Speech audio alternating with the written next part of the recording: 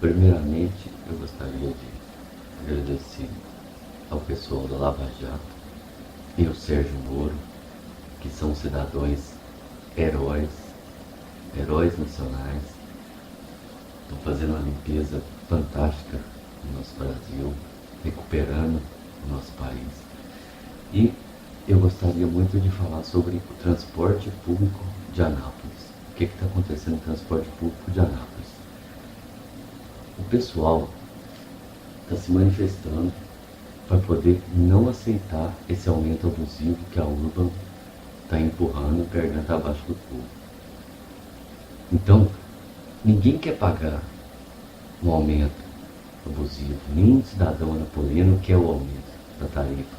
O povo está precisando de melhores condições, de dinheiro, e não está tendo isso. Pelo contrário, estão inventando aumento para o povo e forçando eles a isso.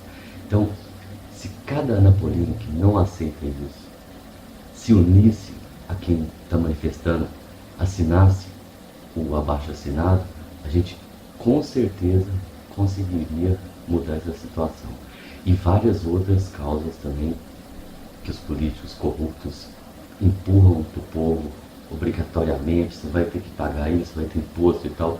Vamos aproveitar que está todo mundo acordando e vamos dar um basta nisso, vamos se unir, vamos cada brasileiro se unir e dar um basta nessa corrupção que está aí.